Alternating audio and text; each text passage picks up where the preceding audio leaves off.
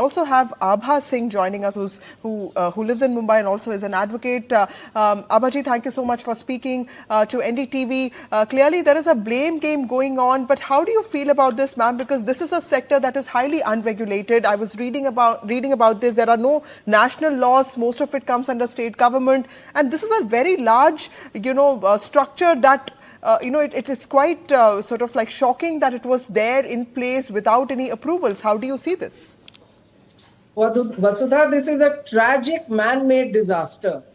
And that too all due to corruption of BMC. They are saying that BMC had no hand in it. The license was given by BMC. And when you give the license, the guidelines of hoarding guidelines very clearly say that certain issues have to be followed. The development rules of Mumbai say that you cannot have any hoarding more than 40 feet high. In fact, the state regulations themselves say that National Building Code has to be followed. And National Building Code says nothing can be more than 40 feet. This building was 100 feet. Even the foundation was very weak.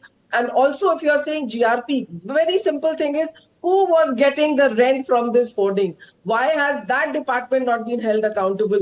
The licensing officer, you have happily gone and issued a culpable homicide not amounting to murder against the media guy, the Bhinde. But what about the BMC officer, the ward officer who gave the license? What about the GRP officer who permitted? I'm told it was a senior IPS officer who allowed this hoarding to come up. So why are we so silent? And no wonder whoever your anchor is trying to talk, whoever your media person on the ground is trying to talk, they say you talk to a senior officer, because all of them are trying to protect the BMC, protect the GRP. But 14, and today it becomes 15. 15 innocent people have lost their lives only because of corruption of BMC. There is no accountability till now. Why these corrupt people have not been arrested is my question. And the National Building Code is very clear. But because there are no accountability, they are violated with impunity. You will not see such type of hoardings in Delhi. You will not see such type of hoardings abroad. But Mumbai, because BMC goes scot-free.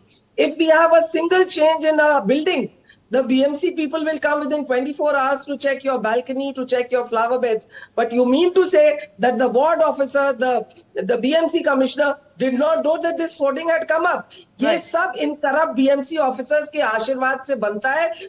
They have pocketed money. Even the person who's gone underground, police has not arrested him, because if he's arrested, he will come forward and tell who all he paid money to get this hoarding erected. Right. So, ma'am, so there are laws in place. So there's no question of loopholes in the law. It's just with the implementation of it, and specifically with this body. Now, there is, of course, this flashpoint and blame game between railways and BMC. Railways has clearly specified that GRP comes under the state government. So would you say that it's time for BMC to undertake this massive cleanup? And all of this is happening incidentally at a time when Mumbai gets ready to vote on the 20th of May.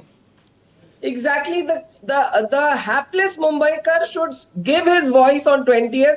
That is the time he needs to tell. You will be surprised, Vasudha, that in the last 2 years, they have not held the BMC elections because of the tussle between Shiv Sena and BMC.